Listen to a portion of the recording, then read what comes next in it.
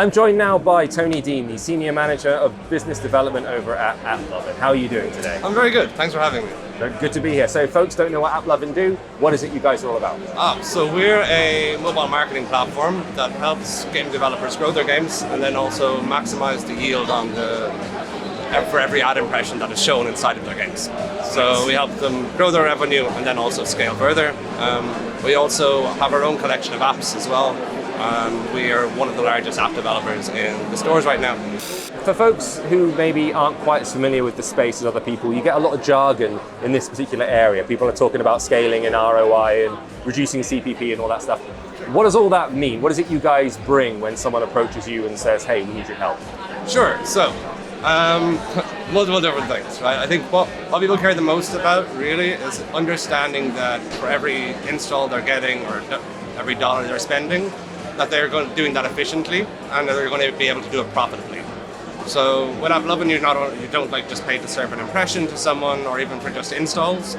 We help developers optimize towards their ROAS goals, so the revenue that each user is going to generate, so that they know that their campaigns and their ad spend is going to be profitable on the advertiser side. And then on the monetization side, it's all about ensuring that you're being able to get the most for every impression that's being served to your users. So we provide a mediation platform that gives equal access to all of the different networks so that you're going to be ensured that you're getting the highest price for every impression that is shown inside of your app. So is there algorithms in place that kind of match the right campaigns or the right games with the right network? Is it something that's happening on the fly? Yeah, so actually in 2020 we fully launched our machine learning algorithm called Axon. Now that's incredibly good at understanding which game a user is likely to download and play next. And then on top of that, the more you spend, it starts to optimize and learn more about what those users' values are going to be. So it's able to really hone in on the ROAS goals, like the return on ad spend goals of our partners. I think, I'd say since we launched it in 2020 to now, we've seen roughly around 400% growth on the platform in the last year. So, and it's always improving and our partners are always growing further. So it's been incredibly exciting. So when it comes to matching the right kind of game or the right kind of campaign with the appropriate network, whatever, obviously you've got this algorithm at play which is helping things out, but I'm sure there's a human touch that's involved as well. How tricky is it these days to lock in on what it is that I guess that the developers are looking for, or find something to hook onto that isn't just the same old, same old? I mean, a lot of people talking about different ways of introducing, for example, ad networks, non-interruptive ads, things that aren't just pop-ups anymore. Is it tough to work out new ways to make these things work, or do the old tricks still work, you just have to do them right? Yeah, so it's actually a very interesting question. So there's a lot going on there as well. Look, I think what kind of sets us apart has been that we have our own games, right? So we have our own first-party data that we then feed into our algorithms that then powers our advertisers' growth, right? So we're able to take it, and that's really what differentiates us in the industry, really. So from that perspective, this is something new, right? And machine learning algorithms are something new as well on the advertising side. On the monetization side, what we're seeing actually more is that developers are learning how to more smartly integrate ads as they get more and more used to it, and then as players get more and more used to it. So everything is like quite developing and constantly developing, as everything is in our industry. Right now we still see that the most important type of ads are going to be video interstitials or rewarded videos. Right? They provide the majority of monetization for games developers. Banners are also there too, and there's some interesting things coming with native. But I think like from a data perspective, we're kind of moving towards a way that we can help people scale in a very privacy-safe way. So the things are changing, but it's really, everyone's still focused on the same things that they were previously, which is understanding that what I'm paying for, I'm going to be able to generate revenue from it. And then be able to use that revenue to fuel your next project or even further projects so that you can grow your game business. The fact that you've been able to employ this in your own games, has that in some ways made it easier to avoid falling into those data gathering grey areas that are tripping a lot of people up these days? Or is it still quite a difficult minefield to navigate now with the additional GDPR and privacy laws?